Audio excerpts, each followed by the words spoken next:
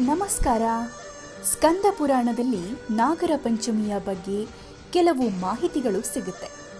ಶ್ರೀಕೃಷ್ಣನ ಮಗನಾದ ಸಾಂಬನು ಶಿವಸುತ್ತ ಸುಬ್ರಹ್ಮಣ್ಯನಲ್ಲಿ ನಾಗರ ಪಂಚಮಿಯನ್ನು ಯಾಕೆ ಆಚರಿಸಲಾಗುತ್ತೆ ಅಂತ ಪ್ರಶ್ನೆ ಕೇಳಿದಾಗ ಆತ ಒಂದು ಕಥೆಯನ್ನು ಹೇಳ್ತಾರೆ. ಹಿಂದೆ ದೇಶವರ್ಮ ಅನ್ನೋ ಬ್ರಾಹ್ಮಣನೊಬ್ಬರಿದ್ದರು. ಆತನಿಗೆ 8 ಗಂಡು ಮಕ್ಕಳು ಹಾಗೂ ಒಬ್ಬಾಕೆ ಹೆಣ್ಣು ಮಗಳಿದ್ದಳು.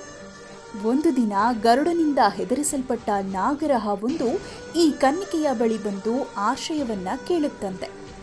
ಭಕ್ತಿಯಿಂದ ಕನ್ನಿಕೆ ಆ ನಾಗನಿಗೆ ಹಾಲು ಫಲಗಳನ್ನು ಇಟ್ಟು ಭಕ್ತಿಯಿಂದ ಸಾಕುತ್ತಾಳೆ.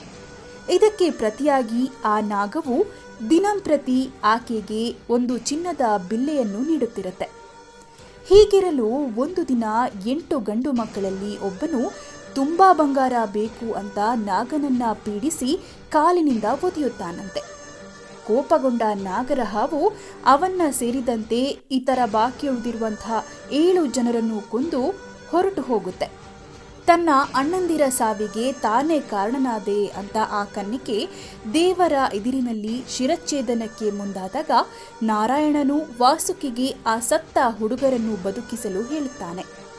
ಈ ರೀತಿ ಪುನಃ ಅಣ್ಣಂದಿರ ಜೀವನವನ್ನು ಮರಳಿ ಪಡೆದುಕೊಳ್ಳುವಲ್ಲಿ ಆ ಕನ್ನಿಕೆ ಯಶಸ್ವಿಯಾದ ದಿನವೇ ನಾಗರ ಪಂಚಮಿ.